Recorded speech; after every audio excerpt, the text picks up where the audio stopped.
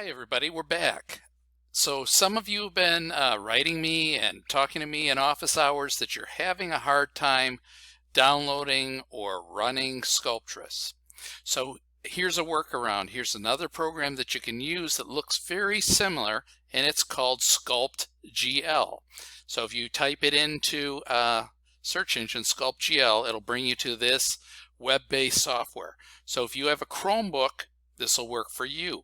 If you're having a problem with your Mac, this will work for you. Okay, it runs with all of these things and can probably run on a tablet too. So in some ways it looks a lot like Sculptris, and in some ways it's very different. So let's talk about that. So we start with a ball. It doesn't have a symmetry line, so instead what it has is these dots. You'll notice as the dots get closer together, that's the symmetry line.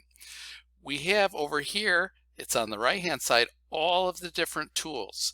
Some of them are even a little bit different than the Sculptris tools, and I'm not exactly sure how they all work. I don't use this program very often because I like the interface and simplicity of Sculptris. But let's start with a brush. We can change the size of the brush by hitting radius, and intensity is how much power the tool has. So I can take it and do that. You'll notice too that the brush stays the same size, so effectively if you're zooming in, it makes the brush smaller. I think I need a little bit more intensity. If I didn't like what I just did, I can always Control Z. It works the same way. And let's go ahead and see what it does. Oh, okay. So the more times I tap on it or hold onto it, the more it'll jump out. You can see that I'm sort of sculpting a face. Kind of looks like a pig. Maybe I'll make a pig.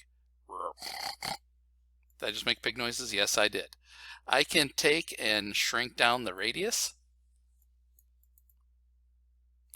There's his mouth.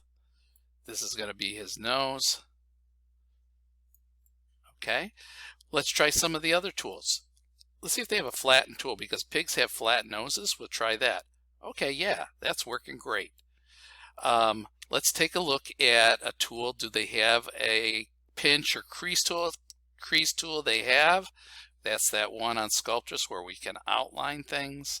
So you can see that basically they have all of the tools, and functionally it's almost the same as Sculptris. All right. I don't know if there's a dig tool.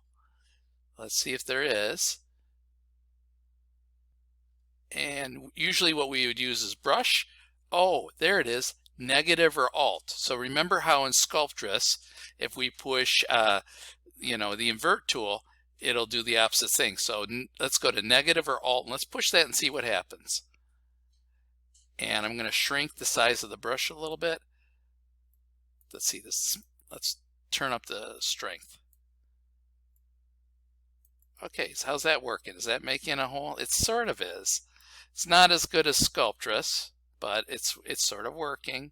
We can also take the smooth tool. We can smooth it out just a little bit. Oops, too much. Okay, so we can always undo. We'll turn down the intensity, and we'll just sort of, okay, that's looking good. So we could work on this and play with this for a little while.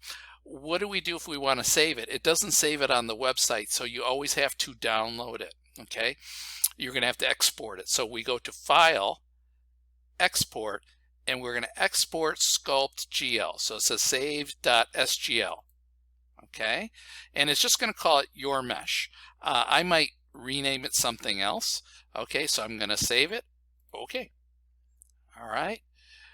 So in the next video, I'm going to talk about opening a SculptGL file.